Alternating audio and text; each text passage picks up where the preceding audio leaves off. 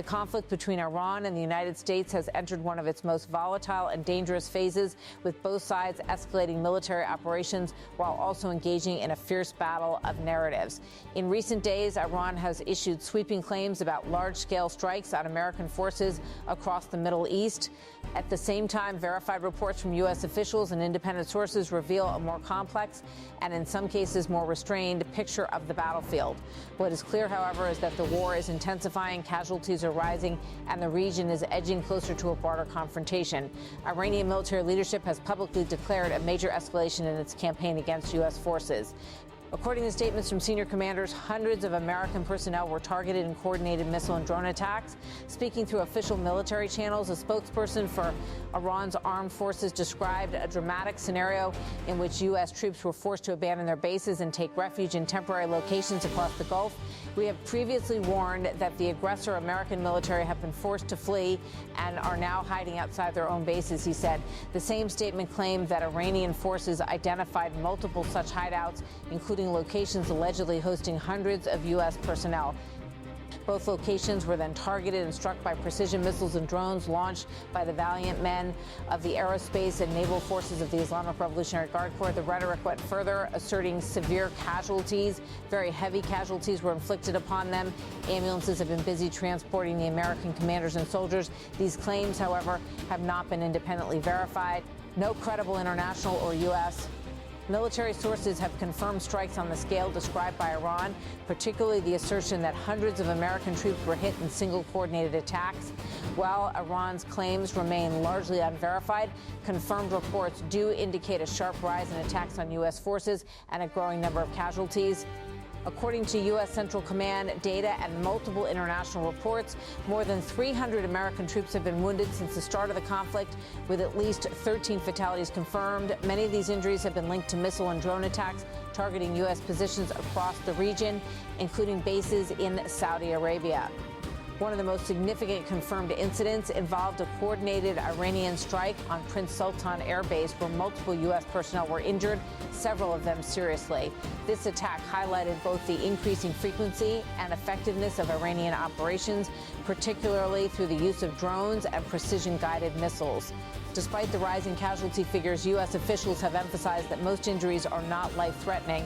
A large number of wounded personnel have already returned to duty, while only a small fraction remain in serious condition. Many troops have reportedly suffered traumatic brain injuries, burns, and shrapnel wounds, often caused by the blast impact of incoming projectiles rather than direct hits. Still, the trend is deeply concerning. Just weeks ago, the number of injured personnel was significantly lower, suggesting that the pace and scale of attacks have intensified rapidly. This shift indicates that the conflict is evolving into a more sustained and dangerous phase. One of the defining features of this war is the growing reliance on drones and missile systems. Iran has increasingly deployed a mix of one-way attack drones, ballistic missiles, and loitering munitions. This strategy allows it to strike U.S. bases across a wide geographic area without committing large ground forces. The use of swarm-style drone attacks has also exposed vulnerabilities in traditional defense systems, forcing the U.S. to adapt quickly. Beyond the battlefield, Iran's messaging has been aggressive and highly ideological. Iranian commanders have framed the war as a broader struggle against U.S. presence in the region, using strong rhetoric to signal both resolve and deterrence. In one of the most striking warnings a senior Iranian military figure declared, Trump and the commanders of the American army must have clearly understood that this entire region will inevitably transform into a graveyard for American soldiers. Such statements are designed not only to intimidate, but also to influence regional perceptions and rally domestic support. Iranian officials have also made bold claims about destroying U.S. military infrastructure across the Middle East. One senior commander stated all of the United States military installations within the region have been utterly destroyed. However, there is no credible evidence supporting this assertion. U.S. bases across the region remain operational, and additional forces continue to be deployed. Military readiness, according to U.S. officials, remains intact. A major flashpoint in the conflict is the Strait of Hormuz, a critical artery for global energy supplies. Iran has disrupted maritime traffic in the strait, raising concerns about global oil markets and international trade. The disruption has already led to delays and heightened risk for commercial shipping. Iranian leadership issued a stark warning regarding the waterway. The situation in the Strait of Hormuz will not return to the way it was before. This statement underscores the strategic importance of the strait and signals that Iran may continue to use it as leverage in the conflict. The U.S. response has so far been measured but firm. Military officials have reinforced defensive systems at bases, increased troop presence, and explored options to secure key maritime routes. There have also been discussions about potential ground operations, though no definitive decisions have been announced. At the same time, diplomatic efforts remain uncertain, with no clear breakthrough in sight. What began as a series of high-intensity exchanges is now evolving into a prolonged war of attrition. The focus is shifting from immediate tactical gains to long-term sustainability. Both sides are testing each other's endurance, resources, and strategic patience. Another critical dimension of this conflict is the information war. Iran's sweeping claims, such as targeting hundreds of U.S. troops or destroying multiple bases, serve multiple strategic purposes. They help boost domestic morale, project strength, and apply psychological pressure on adversaries. However, many of these claims remain unverified or appear exaggerated. On the other side, U.S. officials have often emphasized operational readiness while downplaying the severity of injuries.